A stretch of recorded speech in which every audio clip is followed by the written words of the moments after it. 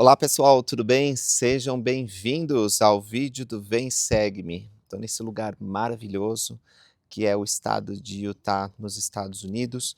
Vim aqui para algumas conferências, como por exemplo a Conferência Geral, mas também uma conferência de liderança da J. Reuben Clark Law Society, que é uma sociedade de advogados que eu faço parte, que promove o bem, faz trabalho voluntário. E hoje eu queria falar com vocês sobre Doutrina e Convênio 106, 107, 108. Eu vou concentrar a maior parte dos meus comentários na organização do sacerdócio conforme descrito em Doutrina e Convênio 107. Antes da gente começar a falar sobre o sacerdócio e o tema dessa lição, eu queria fazer um esclarecimento e também um agradecimento. O esclarecimento tange a minha saída da Central das Escrituras. Depois de vários meses tentando conversar com a gestão da Central das Escrituras para continuar o programa, o projeto em solo brasileiro, que é onde nós operávamos, não foi possível a continuação neste momento. Será no futuro. O Scripture Central, a versão português, né, que é a Central das Escrituras, é um projeto maravilhoso que tem abençoado muitas vidas. Eu dediquei muito tempo da minha vida para construir a Central das Escrituras em língua portuguesa e muitos de vocês acompanharam meus vídeos no canal. Eu não gostaria que vocês deixassem de acompanhar os conteúdos que tem lá, mas eu, o irmão Tomazini e vários outros não vão poder mais fazer vídeos por enquanto naquele projeto. Por isso, comecei esse projeto pessoal, Discípulo do Salvador, e também o irmão Tomazini começou o canal dele, Ajustando as Velas. Eu vou deixar na descrição o link para que vocês também possam seguir. Como eu não tenho um apoio financeiro e também de equipamentos, softwares, como eu tinha na Central das Escrituras, as coisas se tornam um pouco mais difíceis para mim conseguir trazer esse conteúdo para vocês. Tanto que eu estou gravando com o meu celular, num tripé e num microfone que eu comprei, mas eu não tenho acesso a programas de edição, enfim, se tornou mais difícil fazer as coisas. Por isso, o meu canal ele é monetizado, vocês vão ver que de vez em quando aparece propagandas. Não é o meu desejo que apareça muitas propagandas. Eu tento diminuir o número delas, mas eventualmente no começo, no final e às vezes no meio vai aparecer, porque esse dinheiro da monetização ajuda a comprar equipamento e a manter as coisas aqui. Também há um clube de canais, onde você pode fazer uma doação, né? Você faz uma inscrição pelo YouTube e você vai receber um conteúdo exclusivo. Nós vamos estudar o livro de Enoque. Inclusive, o livro de Enoque é mencionado aqui em Doutrina e Convênios 107. Não necessariamente os mesmos registros, mas a gente vai estudar o que a gente tem do livro de Enoque, né, que são 3 livros. E eu vou explicar tudo isso para quem acompanhar. Mas se você não puder fazer uma contribuição e se tornar membro do clube de canais e receber algumas coisas muito legais, que depois eu vou conversar com vocês no futuro, oportunidades que estão aparecendo, porque sempre quando uma porta se fecha, a outra se abre, não é verdade? E abriu muitas portas maravilhosas com a minha saída da Central das Escrituras. Eu vou falar tudo isso. Mesmo que você não possa contribuir, você ainda vai ter acesso ao conteúdo principal, que aqui o Vem Segue-me e outros vídeos que eu faço em defesa da igreja e para esclarecer algumas coisas. Mas eu quero dizer para vocês que sou extremamente grato pelo apoio que vocês me dão. Há mais ou menos, sei lá, 10 dias, 12 dias atrás, eu comecei essa iniciativa, né? Foi quando eu saí da Central das Escrituras. E o número de inscritos e de visualizações cresceu de modo surpreendente. Eu nunca pensei que em tão poucos dias eu ia alcançar, por exemplo, no Instagram, 3 milhões de pessoas. Assim, sozinho, né, sem uma equipe. Então, vocês são ótimos. Esses números continuam crescendo de forma constante e eu agradeço. Estou muito satisfeito com isso, né? Satisfeito com a minha jornada até aqui, graças ao apoio de vocês. eu ajudei a criar o Mais Fé no Brasil, antes chamava mormonsud.net, e ajudei a criar a Central das Escrituras. Então esses 2 grandes projetos que brilham no nosso país, Brasil, e também para toda a comunidade falante português, e ajudam a proclamar o evangelho, tem lá um pouquinho do Lucas Guerreiro. Isso eu fico muito satisfeito.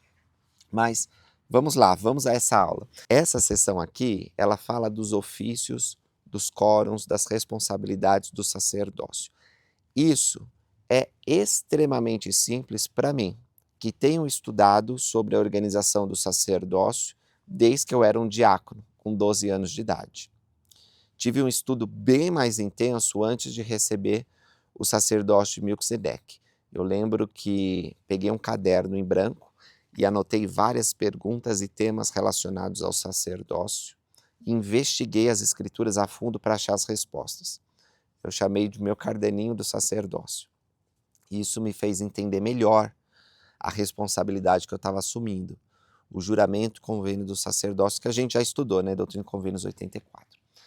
Então, desde aquela época, tenho acrescentado mais e mais conhecimento ao estudar as escrituras e servir na igreja. Essas são 2 fontes importantes para entender o sacerdócio: o estudo das escrituras e o serviço na igreja. Isso faz serviço na igreja e no lar, né? Porque o sacerdócio também opera no lar. Quando a gente usa o sacerdócio, a gente cresce em conhecimento sobre esse poder divino. Então, para quem está iniciando na igreja, ou para quem não recebeu o sacerdócio, é membro da igreja, mas não recebeu, pode parecer um pouco confuso. O que é o bispo? Qual é a diferença de sumo sacerdote? Por que o coro de diáconos tem 12 diáconos, o coro de mestres tem 24 mestres? Por que acontece isso ou aquilo? Então, eu espero sanar algumas dessas perguntas, mas evidentemente nem todas serão tratadas. A doutrina do sacerdócio, ela vem por revelação. Eu falei das 2 fontes principais, que é o serviço no lar e na igreja e o estudo das escrituras, mas sem revelação você nunca vai chegar ao conhecimento do que é o sacerdócio, de como ele opera, porque o sacerdócio é o poder de Deus para a salvação do homem. Foi por meio do sacerdócio que Deus criou essa natureza linda, criou nossos corpos, criou a terra, tudo que existe, né? E às vezes nós olhamos para o sacerdócio como uma coisa administrativa, como se fossem cargos dentro de uma estrutura corporativa para que se opere a organização. Se a gente olha o sacerdócio dessa maneira, a gente entende muito pouco ou nada do que ele é. É o poder de Deus. Não se trata apenas de uma posição na igreja, mas um poder divino dado para ministrar e abençoar as pessoas. Doutrina e Convênio 107 não é uma revelação que foi dada em uma única data. Desde 1831, comecinho da igreja ali, igreja nova, 1 ano, o profeta Joseph Smith já começou a receber o que se encontra aqui em Doutrina e Convênio 107. Mas isso foi aperfeiçoado e foi dado mais entendimento em 1835. Vocês sabem que João Batista apareceu para Joseph Smith e Oliver Cowdery em resposta à oração deles, querendo saber sobre o batismo. Eles estavam traduzindo o livro de Mórmon e viram lá de batismo. Oh, peraí, o que isso significa? Vamos perguntar a Deus. E chegaram a orar nas margens do rio Susquehanna e um anjo apareceu. Eles ficaram surpresos. Ó vós, meus conservos, ele disse, colocando a mão sobre a cabeça deles. Eu vos confiro o sacerdócio de Arão. Isso está em Doutrina e Convênios 13, foi 15 de maio de 1829. Ali, o sacerdócio antigo foi restaurado. O sacerdócio não estava disponível aos homens na carne. É verdade que Deus manteve, né, alguns de seus discípulos, mesmo na época da grande apostasia. A gente sabe de João o Amado, a gente sabe sobre os 3 nefitas. Então, esses homens estavam na terra e mesmo num período de trevas espirituais, o Senhor vigiava a humanidade. Porém, nem eles e nem os anjos do céu podiam conceder a plenitude do sacerdócio que foi tirada da terra com a morte dos apóstolos de Cristo, os originais e aqueles que haviam sucedido eles, como Matias, Paulo, né? Porque o coro dos 12 era para continuar. E depois nas Américas também, com Moroni, Mormon, foi tirado, porque esses homens foram tirados da terra e os discípulos amados, tanto os 3 nefitas como João Amado e talvez outros, foram proibidos de transmitir o sacerdócio. De tal modo que ninguém podia receber, por exemplo, o dom do Espírito Santo ou ser batizado por autoridade, porque essas ordenanças que se manifestam o poder da divindade precisam de uma autorização. A gente entende a necessidade de autorização muito fácil na nossa sociedade hoje. Se eu quiser entrar com uma ação perante o juiz, perante a corte, eu preciso do que é chamado poder postulatório, ou seja, ir diante do juiz, estou falando no caso do Brasil, e na maior parte dos ramos do direito. Existem alguns ramos do direito que a pessoa não precisa ser um advogado para estar diante do juiz. E algumas causas menores também não. Mas, para que vocês entendam, eu tive que estudar muitos anos da minha vida e fazer uma prova que é o exame de ordem dos advogados para poder ser um advogado e ter esse poder postulatório.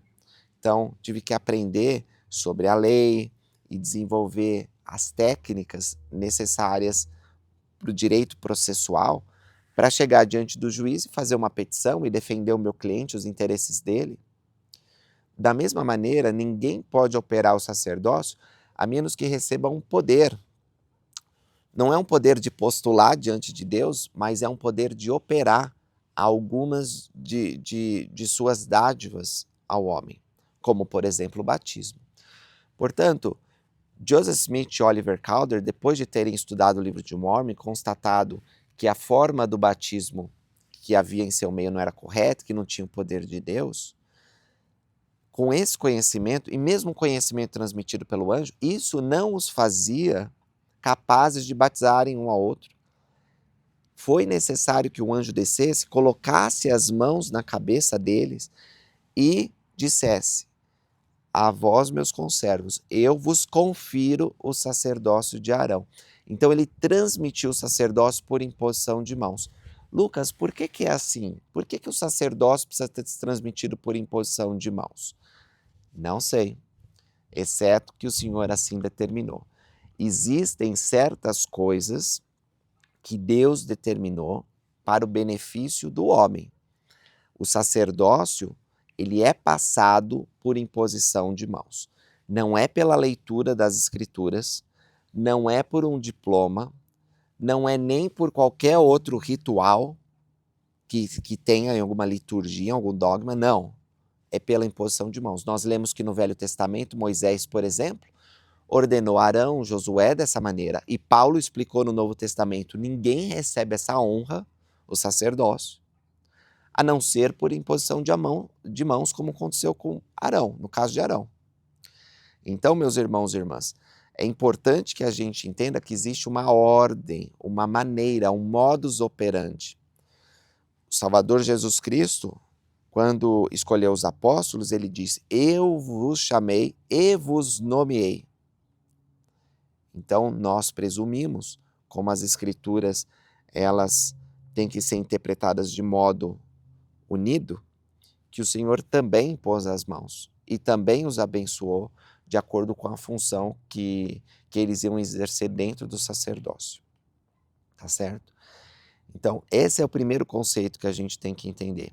A gente não diz, eu tenho um sacerdócio, e aí elimina, com todo respeito, a crença alheia, 99% das religiões que dizem que receberam essa autoridade. Não se recebe por sonho essa autoridade. Não se recebe pelo estudo bíblico. E tem muitos mestres de religião que acham que têm o sacerdócio. Por isso que o Senhor disse, muitos me dirão no último dia, Senhor, Senhor, não expulsamos demônios, não fizeram maravilhas em teu nome. E o Senhor vai dizer, nunca vos conheci, porque eles não receberam autoridade. Aqui em Doutrina e Convênios 107, nós vamos ler como essa autoridade foi dada, de Adão passando por vários profetas. A gente já estudou Doutrina e Convênios 84, uma linhagem do sacerdócio e muitas coisas relacionadas a esse importante poder. Aqui é mais a prática, tá? Enquanto a doutrina está mais lá em Doutrina e Convênios 84, aqui também tem muita doutrina, mas aqui está como que a gente vai operar, porque tinha pessoas que eram ordenadas na época de Joseph Smith, dizia, que legal, sou um sumo sacerdote. O que eu faço, Joseph? Qual é a diferença de um sumo sacerdote para um elder? Né?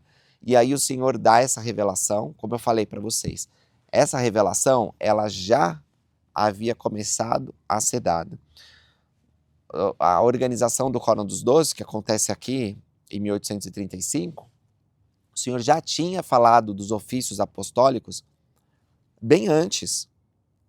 Depois que João Batista apareceu, Pedro, Tiago e João vieram, a gente não tem a data exata, mas foi um pouco depois de João Batista, então deve ter sido junho de 1829, e os 3 antigos apóstolos restauraram o sacerdócio de Melquisedeque, a Joseph e Oliver, abençoando eles com o ofício apostólico. Com essa autoridade, Joseph pôde organizar a igreja. E a gente lê lá em Doutrina e Convênios 20, que é uma importante seção também para compreender os ofícios e os deveres do sacerdócio, chamada Constituição da Igreja. Lá a gente lê sobre vários muito dessa organização, quero dizer. Então tá, vamos lá. Vamos começar com Doutrina e Convênios 107, versículo 1. Diz assim, há na igreja 2 sacerdócios, a saber, Melquisedeque e Arônico. E Arônico inclui o sacerdócio levítico. Uma explicação. Quando você ouve sacerdócio levítico, é a mesma coisa que sacerdócio arônico. Tá? Para fins didáticos, é a mesma coisa. A gente chama sacerdócio de Melquisedeque o sacerdócio maior e sacerdócio arônico ou levítico sacerdócio menor. A tribo de Levi, só para dar uma explicação bem rápida, porque eu não quero me alongar sobre isso. A gente vai, inclusive, estudar no ano que vem o Velho Testamento. Já foi até lançado o manual do Vem e Segue-me lá na Biblioteca do Evangelho. Eu estou muito animado, eu vou começar já a gravar agora, aqui em Utah. Isso porque Utah ele tem um clima muito parecido com o clima da região lá de Israel, Jordânia, aquele lado. Então tem uns desertão aqui que é muito parecido com lá. E como eu não posso ir para Jerusalém, tanto por falta de recursos, mas também por causa da guerra, então eu vou gravar aqui, acho que vai ficar legal, acho que vocês vão gostar. Acompanha aí. Mas o que eu estava dizendo é que a gente vai estudar sobre os levitas, que é uma das tribos de Israel, que ficou encarregada pelo sacerdócio, já que as outras tribos não iriam mais oferecer seus primogênitos, tá bom? Então, quando chegar nesse ponto, vou dar toda a explicação necessária. O que eu preciso dizer para vocês agora, para, assim, sacerdócio levítico, como assim, né? É que os levitas eram encarregados das coisas de Deus, das coisas do templo, de oficiar as ordenanças do Senhor. Ainda havia outros homens de outras tribos com sacerdócio? Eventualmente, sim. E isso continuou por todo o Velho Testamento, né, até o Novo Testamento. Leí era de Manassés, da tribo de Manassés, tinha um sacerdócio. A gente sabe que Paulo era da tribo de Benjamim, tinha um sacerdócio. Mas, enfim, o que eu quero dizer para vocês é que Arão, ele era um levita, era o irmão de Moisés, e ele foi o sumo sacerdote dessa ordem.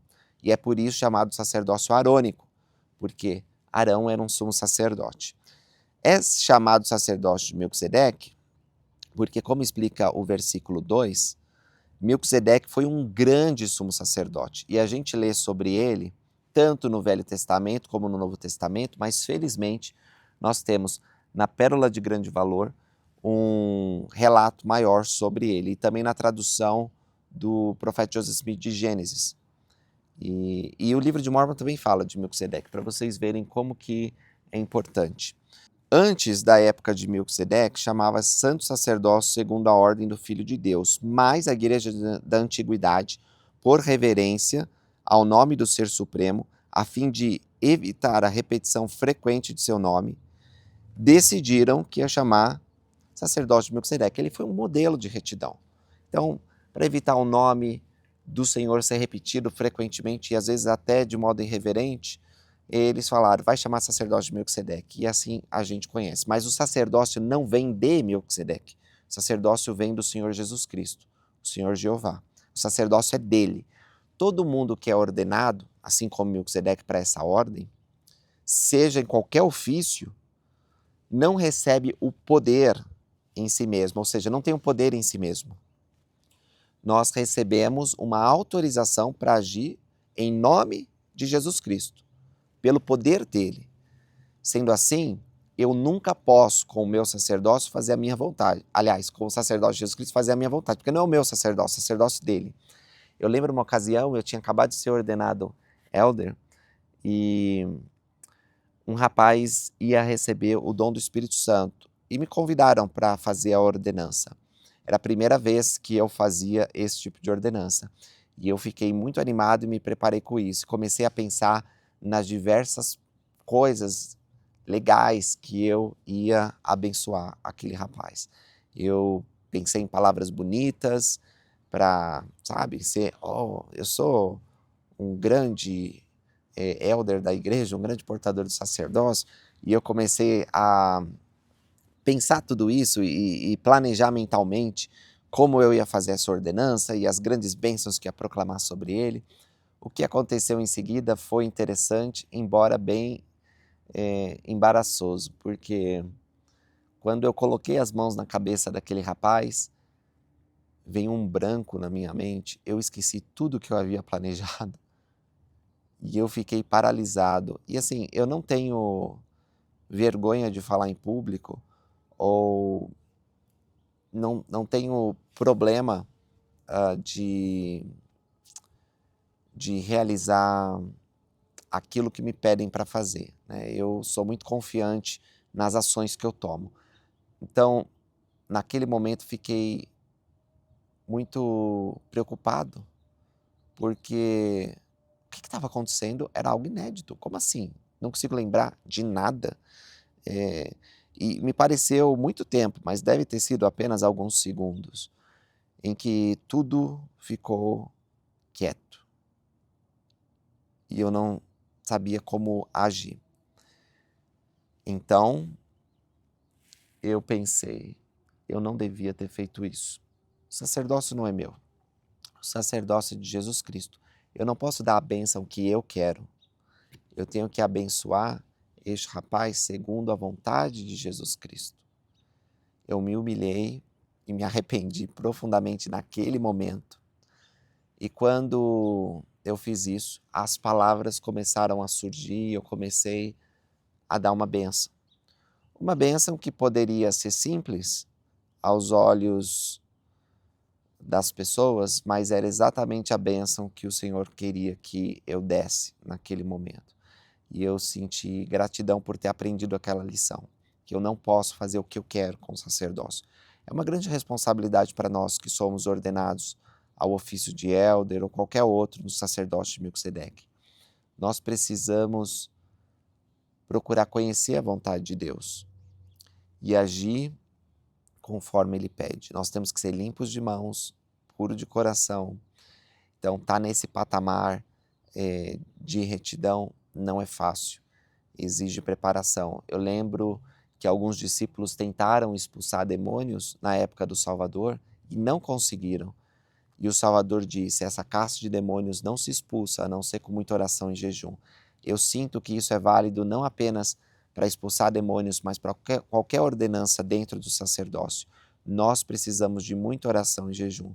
Nós temos que cumprir os nossos deveres na família e na igreja, para que estejamos preparados, porque isso pode surgir a qualquer momento. Uma pessoa pode pedir uma bênção e você vai estar preparado? Precisa estar. Bem, vamos voltar aqui. Diz assim, todas as outras autoridades ou ofícios da igreja são apêndices desse sacerdócio, o sacerdócio de Melquisedeque. Nas palavras do presidente Joseph Fielding Smith, que foi um grande escritor e também presidente da igreja, Ele diz que tem um sacerdócio. O sacerdócio é o sacerdócio de Deus. Vocês veem aqui no começo que fala que há na igreja. Na igreja, na organização eclesiástica, nós dividimos em dois. Deus expressamente mandou que fosse assim para o aperfeiçoamento dos santos. Então, nós começamos, os rapazes com 11 e 12 anos, são ordenados ao ofício de diácono. Depois, quando eles têm mais idade, são dignos ao ofício de mestre e então sacerdote. Cada um tem suas responsabilidades, e nós estudamos em Doutrina e Convênios 20, vocês podem ver lá, que é dada conforme a instrução das Escrituras e orientação daqueles que possuem as chaves do sacerdócio. O diácono não pode agir nas coisas que um sacerdote pode agir. Por exemplo, abençoar o sacramento. Nenhum diácono ou mestre pode fazê-lo, porque não possui a investidura divina para fazer. Investidura no sentido amplo e não específico. Não estou falando das coisas do templo, tá bom? Ele não é investido com aquele aspecto do sacerdócio. Porém, uma coisa que a gente precisa entender. No plano do Senhor, e aí eu não estou falando na igreja, no plano do Senhor, uma pessoa que recebe o sacerdócio, seja o ofício que for, recebe todo o sacerdócio, que é o poder de Deus. Então, um diácono, ele tem o sacerdócio tanto quanto o presidente Russell M. Nelson, o presidente da igreja, o tem. É o mesmo sacerdócio. A fonte é Jesus Cristo. Mas, evidentemente, o diácono vai agir naquela esfera de responsabilidade e não numa esfera maior, que é a que age o presidente da igreja, que tem responsabilidade sobre toda a igreja, de ser o profeta, vidente, revelador e de ter as chaves do reino nesses últimos dias. Ele pode operar em todos os ofícios da igreja. Mas você veja que as responsabilidades são diferentes, as esferas são diferentes, mas o sacerdócio vem de Deus. Então, o mesmo sacerdócio. Quem recebe o sacerdócio arônico e o sacerdócio de Melquisedeque recebe o mesmo sacerdócio, o sacerdócio de Deus. É importante a gente ter essa noção. Mas na igreja, na organização eclesiástica que nós temos hoje, que é uma restauração da organização eclesiástica que havia na época de Cristo, nós temos dois sacerdócios. É importante dizer que Joseph Smith não inventou isso da cabeça dele, nem olhando as igrejas que havia ao seu redor. É verdade que havia ofícios e havia organizações, e Joseph, Oliver e outros líderes olhavam essas coisas. Vários dos ministros dessas outras igrejas, como Sidney Rigdon, se batizaram na igreja e contribuíram muito. Porém, essas coisas vieram por revelação. Então, um exemplo disso é que Joseph Smith, querendo entender mais sobre o trabalho de presidência, é o sumo conselho, é o apóstolo, é o presidente da igreja, como é que é isso? Ele teve uma visão de como que a igreja operava no passado. Ele viu Pedro com 2 conselheiros e o quórum dos 12 apóstolos. Então, tudo que nós temos na igreja é fruto de revelação. Algumas funções, alguns quórums, alguns ofícios no sacerdócio, eles foram sendo refinados, aperfeiçoados e alterados de acordo com as circunstâncias de uma igreja em crescimento. Nós vemos, por exemplo, o quórum dos 70. O Senhor dá a instrução que os apóstolos devem recorrer aos 70 nessa sessão. E o quórum dos 70, ele foi sendo modificado de acordo com as necessidades e revelações de uma igreja que estava se tornando mundial. Tinha 70, talvez vocês sejam dessa época, nas estacas, que tinham o dever de pregar o evangelho. Eu conheço pessoas que foram ordenadas ao ofício de 70 naquela época. Então houve uma reestruturação lá para a época do presidente Benson, onde deixou de haver 70 nas estacas.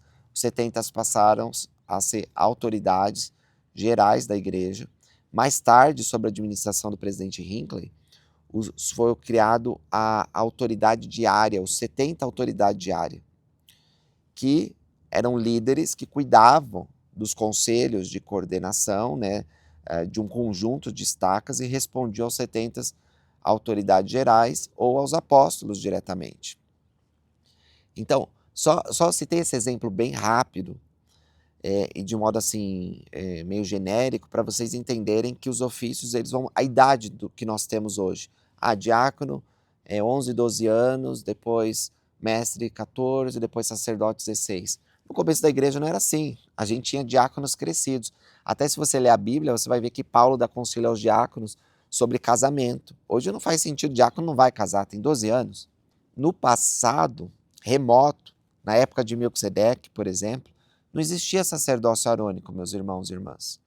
O sacerdócio arônico foi organizado sob Moisés, quando eles saíram da terra em busca da terra prometida, né, saíram do Egito. Você vê que Adão, que é o presidente da igreja, poderia dizer igreja, né, mas eu não quero que vocês entendam que a igreja operava da mesma forma que nós temos hoje, porque era uma organização teocrática e o governo civil se misturava com o governo teológico, o governo de Deus. E nessa ordem, que é uma ordem familiar, o sacerdócio passava com a liderança do membro da família que detém as chaves ou a responsabilidade. Então Adão passava isso para os seus filhos, netos, bisnetos e assim por diante. Hoje nós temos a organização eclesiástica da igreja e a organização patriarcal agindo de forma paralela, mas não em sua totalidade. Por que eu digo isso? Porque as ordenanças de salvação dependem da autoridade eclesiástica. Um pai não pode chegar e batizar o seu filho sem a autorização do bispo, mesmo ele tendo sacerdócio. Por quê? Porque o Senhor determinou que sua igreja ela organizasse essas questões. Então, o pai pode dar bênção para os seus filhos sem pedir autorização para o bispo. Pode dar bênçãos paternas, pode dar bênção de saúde e pode oficiar em muitas coisas, inclusive para batizar e para fazer outras ordenanças, para ordenar o filho é um ofício, mas nessas precisa da autorização eclesiástica. Então, a ordem familiar, a ordem patriarcal e a ordem eclesiástica agem juntos hoje. O que eu quero dizer para vocês é que hoje na igreja, que bênção termos a igreja, porque ela providencia uma estrutura onde nós podemos receber bênçãos e conceder essas bênçãos aos outros. As mulheres, onde ficam nisso, Lucas? As mulheres não são ordenadas a um ofício dentro do sacerdócio. Isso não significa que elas não possam receber o sacerdócio. Nosso profeta tem ensinado mais do que os profetas do passado que as mulheres elas têm o sacerdócio. Quando elas são investidas no templo, elas recebem a autoridade de Deus. Quando elas são designadas para servir na igreja, elas agem sobre a autoridade de Deus. Elas não ordenam mulheres ao sacerdócio por imposição de mãos, elas não têm um ofício, mas elas servem nos diversos cargos pela autoridade do sacerdócio, porque aqueles que detêm as chaves lhes deram essa autoridade. Aí você pode dizer, Lucas, mas isso é injusto, porque as chaves sempre são exercidas por homens. Irmãos, como eu falei, nem tudo o Senhor revelou sobre o sacerdócio. Por que temos que impor a mão? Talvez seja um símbolo físico de que estamos recebendo uma autoridade. A gente pode procurar razões, mas o fato é que Deus não explicou por que isso acontece. A mesma coisa, Deus não explicou porque as mulheres não são ordenadas na ordem eclesiástica para um ofício do sacerdócio. E na ordem familiar, elas têm a responsabilidade da maternidade, de guiar seus filhos, de ser uma conselheira para o seu marido e de exercer as bênçãos que receberam no templo, procurando revelação para como o poder do sacerdócio pode se manifestar na vida delas e na de outros.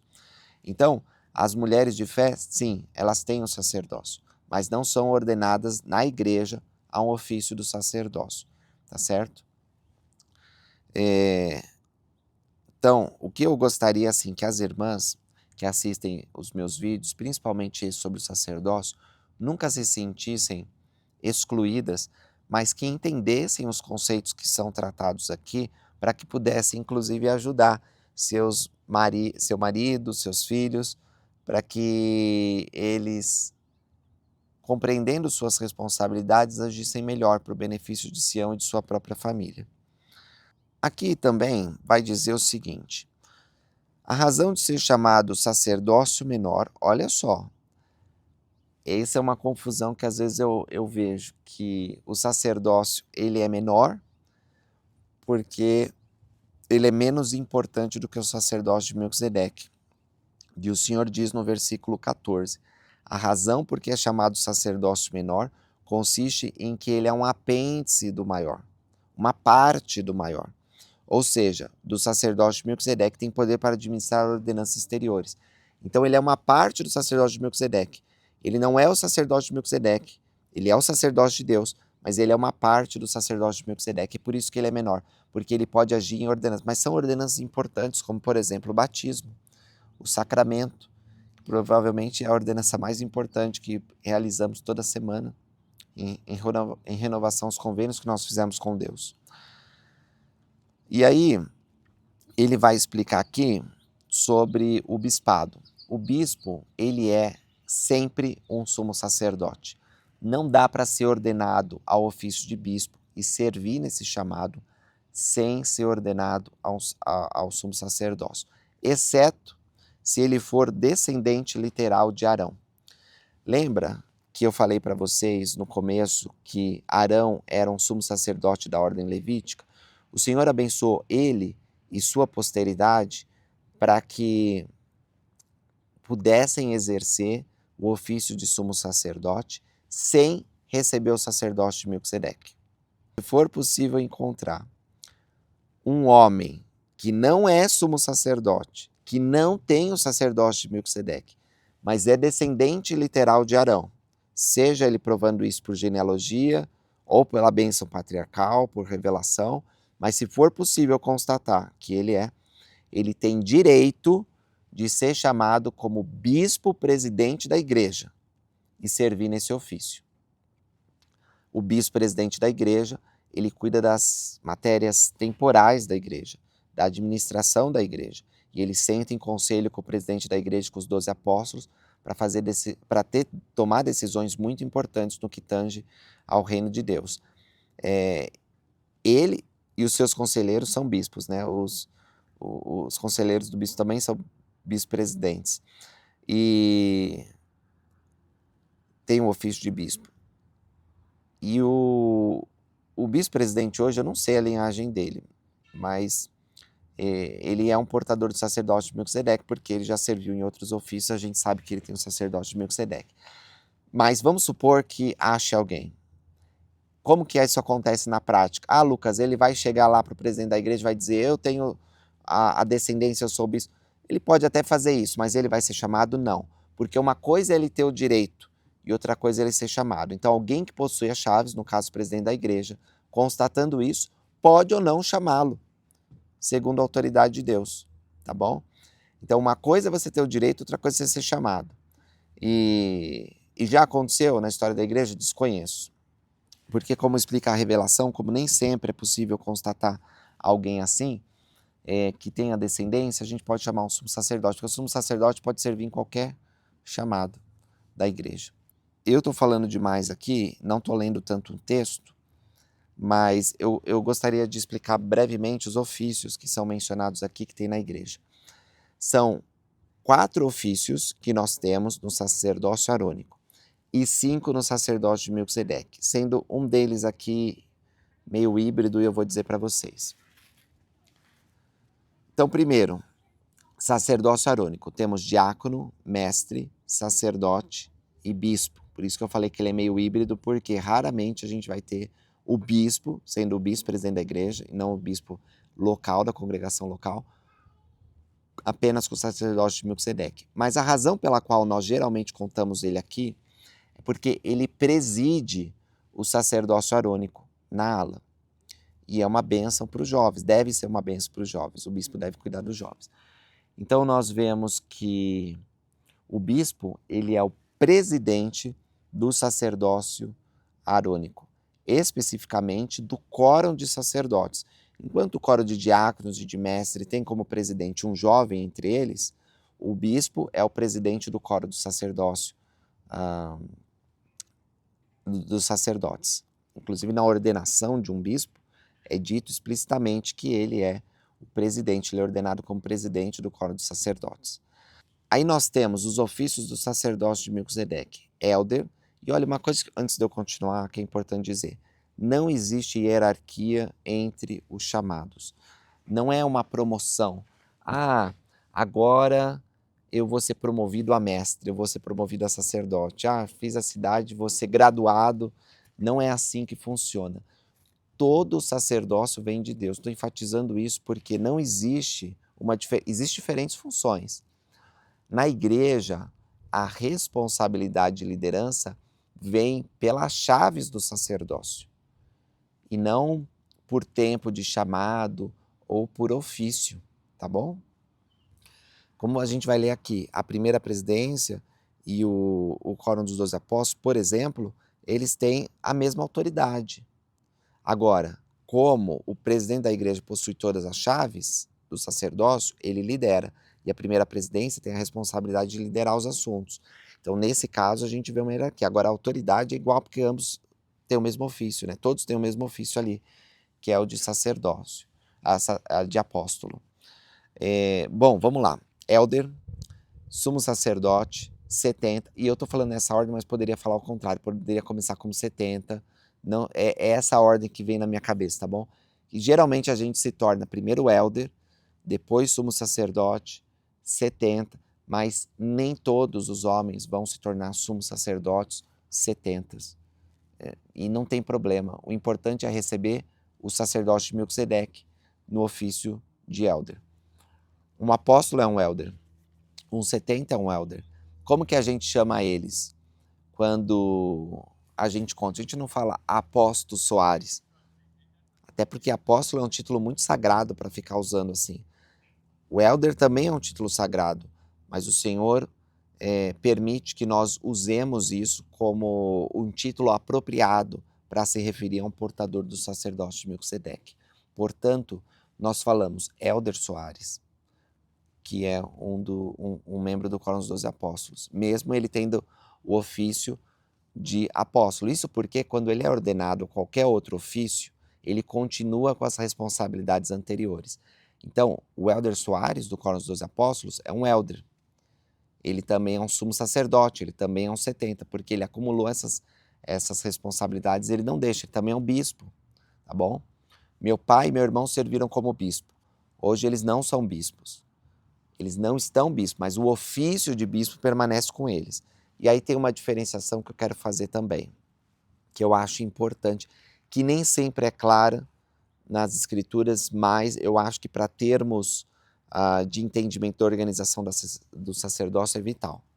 Uma coisa é o encargo, um ofício no sacerdócio, e outra coisa é o chamado no sacerdócio. Então, peguemos o caso do bispo. Foi chamado um homem, ele foi ordenado como bispo.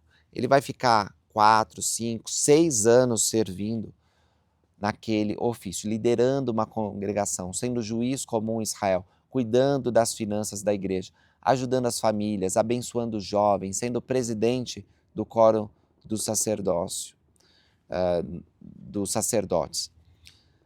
Depois que ele é desobrigado do chamado, ele continua com o ofício de bispo.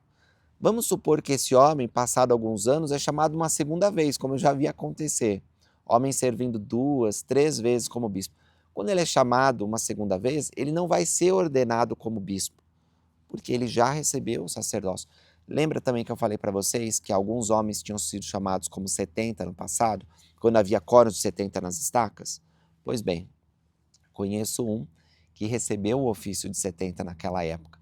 E depois de muitos anos, foi chamado como 70 autoridade diária. Ele não foi designado novamente como 70, porque ele já tinha esse ofício. Ele foi designado para a responsabilidade que ele estava assumindo para ser uma autoridade diária. Mas ele não recebeu o ofício porque ele já havia recebido, tá certo? Então, os ofícios do sacerdócio permanecem conosco a vida toda. Enquanto nós formos fiéis, nós permaneceremos com eles. Porém, nós não poderemos agir dentro do chamado, a menos que aqueles que possuem chaves, em nome de Deus, nos designem para determinada função. E essa função vai ter um espaço geográfico e um tempo Um bispo é o bispo de um local para um determinado período de tempo. Um 70 diário é um 70 para um determinado local do mundo. Um 70 autoridade geral, ou um apóstolo, ele pode liderar o mundo todo. Geralmente eles são designados para alguns lugares, mas aonde ele for no mundo, ele vai sentar no púlpito e vai liderar uma reunião da igreja, por exemplo, porque ele é uma autoridade geral do mundo todo.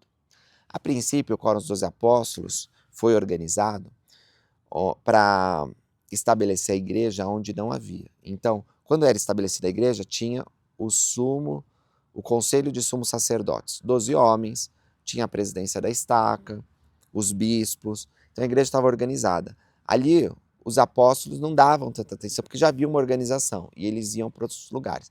Com o tempo, os apóstolos, aqui já fala um pouco sobre isso, né? Mas mais para frente, sobre a gestão de Brigham Young, Joseph Smith, no final da vida dele, já vai. Os apóstolos tomam uma função maior, inclusive nas estacas organizadas de Sião. E hoje eles são os líderes máximos da igreja, são as autoridades máximas na nossa organização eclesiástica. Eles são, como dizem aqui, testemunhas especiais do nome de Cristo. É interessante pensar nisso, e eu podia desenvolver bastante, não sei se eu vou ter tempo, porque eu já estou falando muito aqui, mas testemunhas especiais do nome de Cristo, não necessariamente testemunhas especiais de Cristo. O presidente Oaks fez um estudo sobre isso, que chamou a atenção quando ele foi chamado apóstolo, mas espera aí, eu sou testemunha especial do nome de Cristo, não necessariamente de Cristo. O que isso significa? Fala aqui, vocês podem ler com cuidado, testemunhos especiais do nome de Cristo para todas as nações. Depois o presidente Holland também fez um estudo falando sobre os vários nomes de Cristo. Esses 2 livros são maravilhosos, eu tenho lá no Brasil. Mas o que eu posso dizer sobre isso? Qual que é o entendimento que o Elder Oaks chega? É que os apóstolos, eles são testemunhas do poder de Deus, do nome de Jesus Cristo, das ordenanças, da organização da igreja. Eles têm as chaves para abrir as portas do evangelho em todas as nações, e eles têm as chaves que permitem que a obra se expanda. Então, não é necessário que o apóstolo tenha uma visão de Cristo e que, sabe, algumas pessoas pensam isso, né? Para ser apóstolo precisa ter convivido com Cristo. Não necessariamente, né? Paulo teve uma visão de Cristo, mas ele não conviveu com Cristo naqueles 3 anos de ministério. Depois, Lucas foi chamado apóstolo, aprendeu o evangelho por Paulo. Então, não é essencial isso. Agora, é verdade que os apóstolos do Senhor Jesus Cristo, em algum momento, eles têm uma experiência especial, de modo que eles podem dar um testemunho especial de Jesus Cristo. Esse testemunho vem pelo poder do Espírito Santo. Alguns apóstolos relataram, mas isso é muito pessoal e muito sagrado, e muitas vezes a gente não fica sabendo. Mas a gente tem depoimentos na história da igreja de apóstolos que tiveram, sim, experiências demasiadamente sagradas, na qual viram o Senhor e foram testemunhas oculares de seu ministério. Porque assim como os profetas do passado, eles tiveram a oportunidade de ver face a face Deus e de falar com Ele, também nós temos relatos de apóstolos que fizeram isso. Mas como eu disse para vocês, a ambulância está passando aí, não é essencial. O essencial é um testemunho do Espírito Santo, e o Espírito torna os apóstolos capazes de levar esse testemunho especial a todas as pessoas, a todo o mundo, pregarem a gentios e depois aos judeus, como fala aqui no texto da Escritura. Pessoal, embora eu não tenha lido para vocês os versículos e explicado cada um, eu acho que eu tratei da maior parte dos temas, exceto a grande reunião que aconteceu em Adão de Amã. Mas eu nem falei todos os ofícios, né? Olha, então nós temos, repetindo, Elder, Sumo Sacerdote, 70, Patriarca, Apóstolo. Como eu falei, poderia ter dito isso em ordem diferente. Esses são ofícios sagrados que haviam na Igreja de Cristo no passado. Lucas sempre houve esses ofícios? Difícil saber. E eu particularmente penso que não, que alguns foram desenvolvidos para as nossas necessidades dentro da ordem eclesiástica que nós precisamos. Nós não ouvimos falar de diáconos no Velho Testamento e no livro de Mórmon. Aliás, o livro de Mórmon eles não tinham sacerdócio arônico, eles só operavam pelo sacerdócio de Melquisedeque. Ah, Lucas, eu passei pelo templo e aprendi muitas coisas do sacerdócio lá. E lá fala sobre sacerdócio arônico, sacerdócio de Melquisedeque. As ordenanças do templo não são as mesmas sempre? Por que você está dizendo isso, que não havia sacerdócio arônico, sacerdócio... Bom, eu falei para vocês que havia o sacerdócio de Deus. E eu falei para vocês que houve mudanças com relação ao nome. Passou-se a ser chamado sacerdócio de Melquisedeque. E o Senhor estabeleceu o sacerdócio arônico por suas devidas razões que nós lemos no Velho Testamento. Porém, meus irmãos e irmãs, embora o sacerdócio seja o mesmo e as ordenanças de salvação sejam as mesmas, a forma de apresentação e administração depende das circunstâncias que nos encontramos e da revelação que o Senhor dá para aqueles que detêm as chaves. Se o presidente Nelson dissesse, por exemplo, não haverá mais quórums dos sumos sacerdotes, grupos dos sumos sacerdotes nas alas. Opa, na verdade isso aconteceu. Não sei se vocês lembram, talvez vocês eram membros da igreja na época. Os sumos sacerdotes, eles se reuniam, aqueles que tinham ofício de sumo sacerdote, em um grupo. O quórum deles era a estaca, né? Eles eram membros do quórum dos sumos sacerdotes na estaca, mas como eles não podiam se reunir sempre, dentro das alas das congregações locais, havia o grupo de sumos sacerdotes que se reunia de modo separado do quórum de elders. O Senhor, através do presidente Nelson, modificou isso. Ele disse, os sumos sacerdotes, setentes, patriarcas, vão se reunir com o quórum de elders. Todos são elders, afinal. Se reunir com o quórum de elders. E o quórum dos sumos sacerdotes ainda existirá, mas será composto apenas pela presidência de estaca e o sumo conselho da estaca. São os 12 que organizam as coisas no nível local, nas congregações locais, né? Tem uma estaca. E assim foi. Então eu lembro disso muito bem porque eu era o presidente do quórum de elders que foi desobrigado pelo presidente Nelson. Você já pensou ser desobrigado por um profeta? Foi isso que aconteceu naquela ocasião. E o presidente de estaca estendeu minha desobrigação por essas mudanças que haviam acontecido e chamou um outro presidente, que no caso era meu pai, né? Mas foi logo na ocasião em que estava mudando de país e vim para cá. Então, meus irmãos e irmãs, essas mudanças acontecem na igreja. O sacerdócio continua o mesmo. Mas os ofícios, os quórums, até o Senhor fala nessa revelação, ó, vai ser chamado setentas. E a gente pode pensar, tem a ver com o número? Tem um pouco a ver com o número. Lá no Velho Testamento e no Novo Testamento a gente vê que esse ofício existia. Mas o Senhor diz, pode chamar 7 vezes 70. Se for necessário mais 70, serão chamados, né?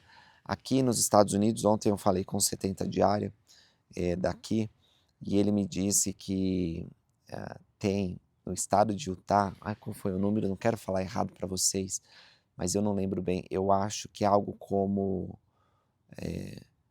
400 estacas. É um número impressionante. Como tem muitas estacas, e é mais que o Brasil, né? O Brasil eu acho que tem o quê? O país inteiro deve ter 200, 300, não sei. Eu sei que ele falou isso para mim, de que aqui tem muitas estacas e é mais do que todo o Brasil. Quase o dobro do que todo o Brasil. E aí é necessário que tenha mais 70 de área do que tem, por exemplo, no quórum que está lá no Brasil. Né? Que lá tem um quórum específico para o Brasil. Se não me engano, são 8 quórums de 70. Se tiver algum 70 aí de área, quiser me corrigir, ou alguém que conhece, melhor. Mas a gente tem vários quórums de 70 pelo mundo. E se for necessário, o Senhor vai estabelecer mais, 7 vezes 70, como ele falou, tá bom? Porque seu reino avança. E uma coisa importante que eu quero falar sobre a ordem eclesiástica e a ordem patriarcal é o seguinte. Hoje nós temos ofícios no sacerdócio, é uma honra servir na liderança da igreja. Mas a gente tem que tomar muito cuidado para não desejar chamados, sabe? Porque os chamados, eles não estão relacionados às bênçãos espirituais de exaltação. Existem bênçãos de aprendizado, de desenvolvimento, que a gente só recebe quando serve na igreja. Mas a gente não precisa ser um apóstolo para receber as bênçãos da igreja em sua plenitude. Um apóstolo, ele vai no templo assim como você vai no templo. Um apóstolo recebe revelação assim como você pode receber revelação. Nas palavras do profeta Joseph Smith, o Senhor nada revela a Joseph e aos 12 que não revele ao menor dos santos, tão logo esteja preparado para receber. Quando vier um chamado, irmãos, irmãs, aceitem com gratidão, porque vem pela autoridade do sacerdócio pelos canais que ele determinou.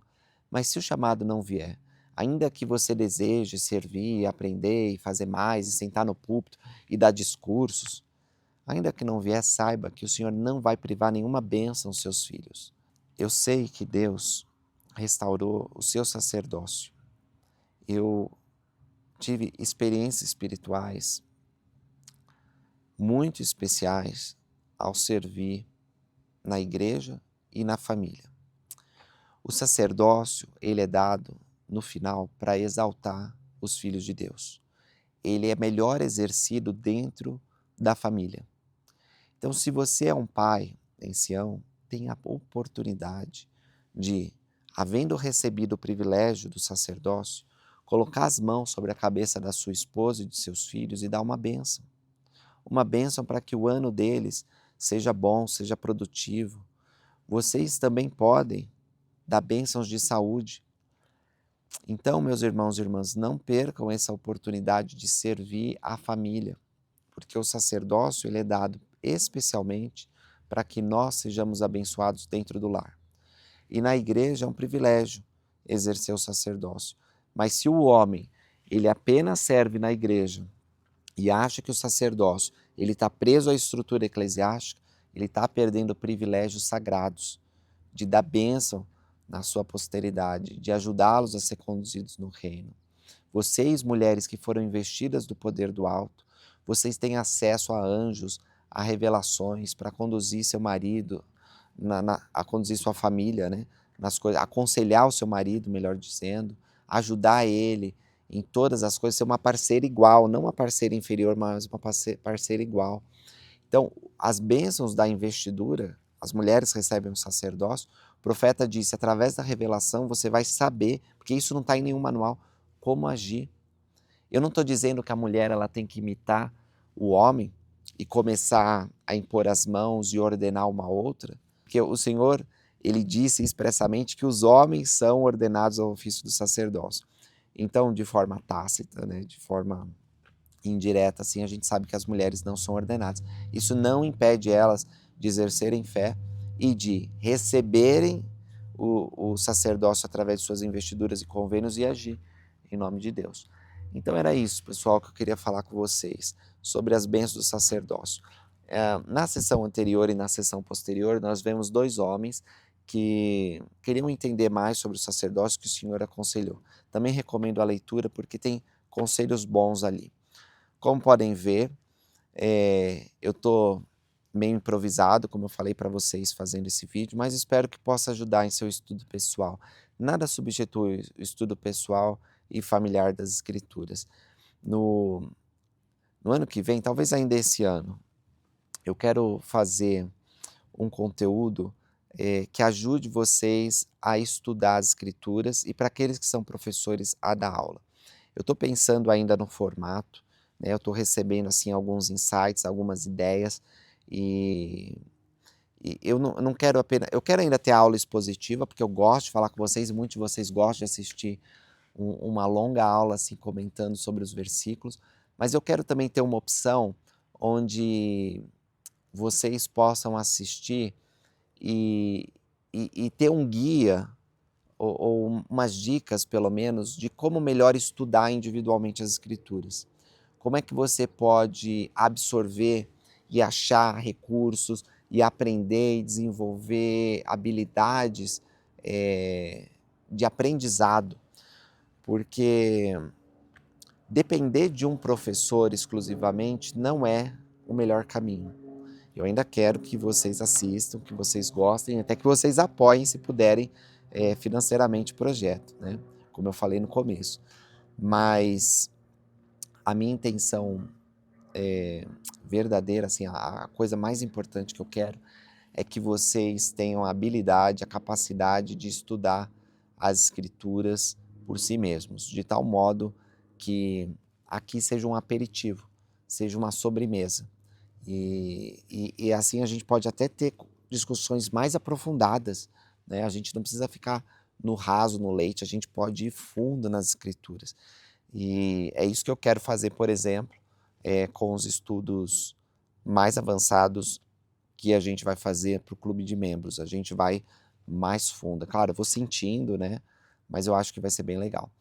Obrigado por assistirem esse vídeo, obrigado pelo apoio de vocês, nos encontramos no próximo, até mais. E aqui eu tô, ó, queimado agora, vou virar um churrasco.